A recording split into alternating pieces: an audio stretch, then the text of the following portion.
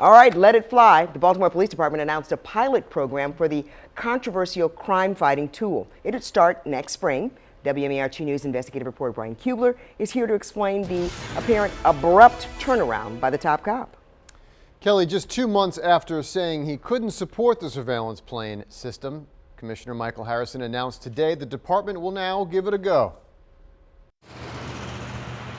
It's a program that's had a hard time getting off the ground here in Baltimore. A surveillance plane recording pixelated images of Baltimore from high above in order to see movement after crimes like murder. Some called it a tool, others an invasion of privacy. The commissioner himself just months ago saying there is zero evidence it works and could not support it. Until today. We have been in consultation with the organization and they have come to our terms to address our concerns about privacy, about use, about data. Those terms have been laid out in a pilot program to launch in May of 2020. For 4 to 6 months, the plane will fly and potentially provide evidence on crimes of murders, shootings, armed robberies, and carjackings.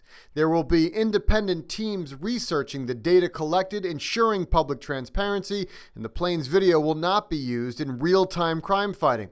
It will still be funded entirely by the Arnold Foundation and not taxpayers. Harrison says he originally took issue with the company's projections it could dramatically reduce the murder rate, but is now willing to see just what measurable results it could deliver. The increasing murder rate, the fact that we are headed possibly toward yet another record year of homicides in this city, did that influence your decision at all?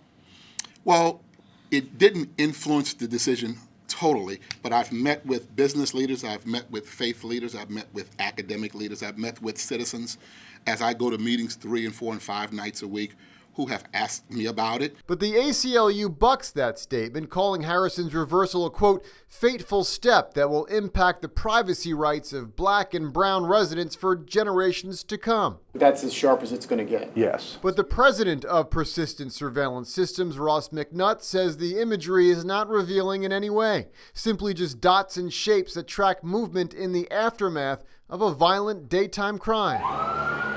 For instance, in Tuesday's murder on Enzer, the plane might have caught where the gunman ran after shooting 26-year-old David Lee in the head several times, killing him.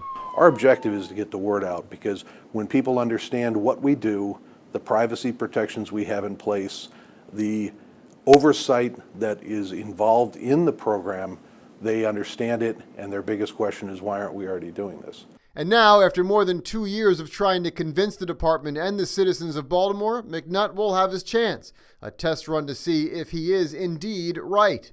And he'll do it with the blessing of the BPD, the consent decree monitors, and the city's lawyer. We are aware of no local law, state law, federal law, including federal constitutional law, that imposes any impediment on the pilot program that the commissioners described.